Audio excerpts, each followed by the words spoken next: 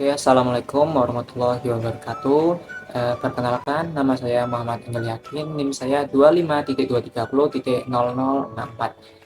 Jadi di sini saya akan menjelaskan tentang apa sih itu Internet of Things atau IoT dan Smart System.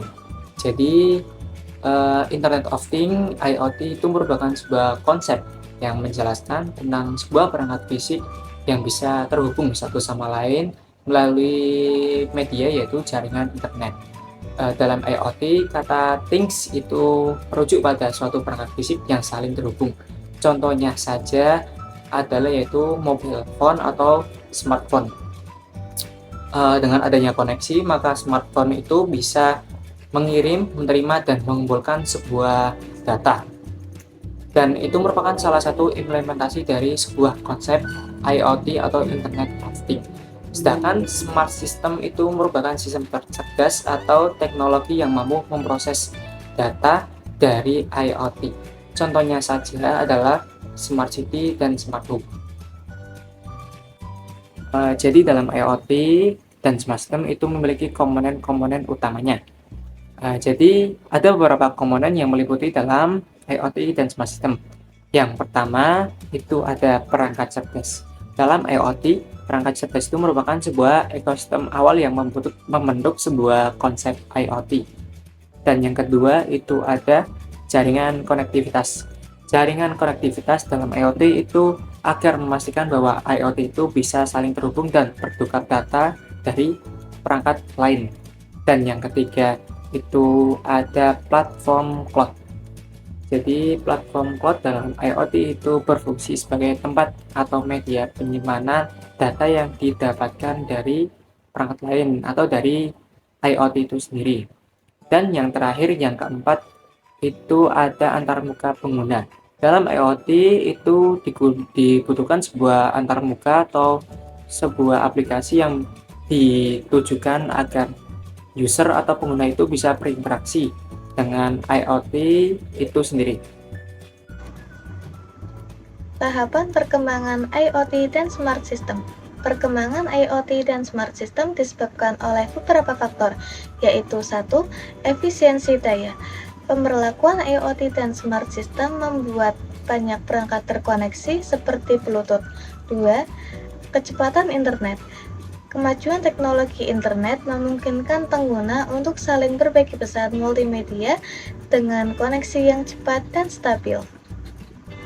3. Pengguna Internet Protocol version 6 atau IPv6 memiliki keunggulan yaitu proses transfer data semakin singkat, lebih aman, lebih hemat, konfigurasi IP address-nya semakin singkat. 4. Pembaruan software. Software yang sudah terupdate sangat berkesinambungan dalam keberhasilan implementasi IoT. Peran perangkat keras pada IoT dan smart system juga didukung oleh industri, antara lain 1. Perangkat komputasi tepi, yaitu memindahkan pemrosesan data ke tepi perangkat untuk analisis lokal yang lebih cepat. 2. Smart home. IoT dalam kehidupan sehari-hari juga terwujud dari kemudahan berbagai perangkat seperti lampu pintar, colokan pintar, smart door lock, dan lain sebagainya. Yang ketiga, integrasi AI pada perangkat, menanamkan kecerdasan buatan dan kemampuan pembelajaran mesin langsung ke perangkat IoT. Yang keempat, ada chipset daya rendah efisiensi tinggi, di mana desain chip yang baru membuat kinerja lebih cepat dan memperpanjang masa pakai baterai. Dan yang terakhir, ada keamanan dan enkripsi yang ditingkatkan. Fitur keamanan tingkat perangkat keras lebih baik untuk melindungi titik akhir IoT dari ancaman dunia maya. Oke teman-teman, kita akan lanjut bahas materinya tentang teknologi. Oke, materi selanjutnya itu ada platform perangkat lunak apa saja yang sedang tren akhir-akhir ini teman-teman. Jadi ada 4 platform perangkat lunak yang sedang tren akhir-akhir ini. Yang pertama itu ada sistem operasi Linux teman-teman. Sistem operasi Linux merupakan suatu sistem yang digunakan oleh suatu perusahaan untuk mengoptimalkan kinerja di perusahaan tersebut. Kenapa Bang kok bisa mengoptimalkan? Karena sistem ini merupakan sistem yang berbasis open source. Jadi, si pengguna atau si perusahaan tersebut dapat mengakses kebutuhan-kebutuhan atau fitur-fitur yang bisa menunjang kinerja di perusahaan tersebut. Dan sistem ini kenapa kok digunakan di perusahaan-perusahaan besar sih? Karena sistem ini merupakan sistem yang sangat ringan dibandingkan dengan Windows. Karena sistem ini merupakan sistemnya itu CLI teman-teman, bukan GUI. Jadi sistem ini itu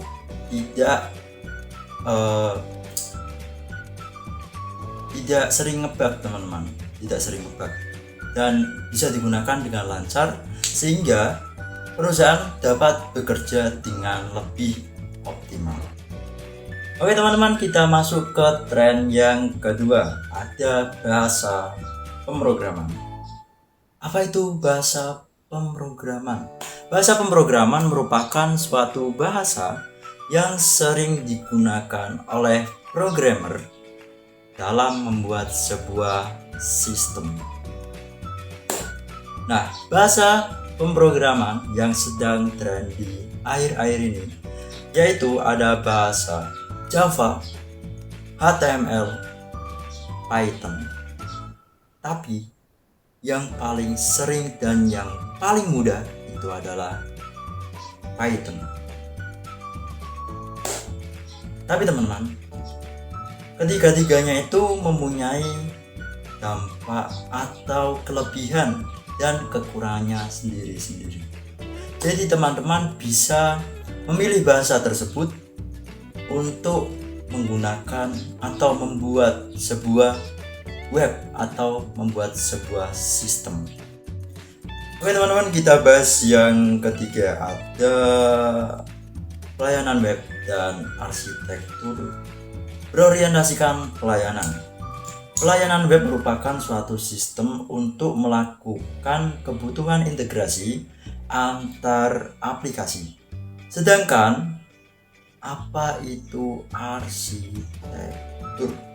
Arsitektur yaitu atau arsitektur yang berorientasikan pelayanan, yaitu susunan beberapa layanan yang saling terpisah dan akan dihubungkan menjadi satu kesatuan yang utuh dan dapat digunakan.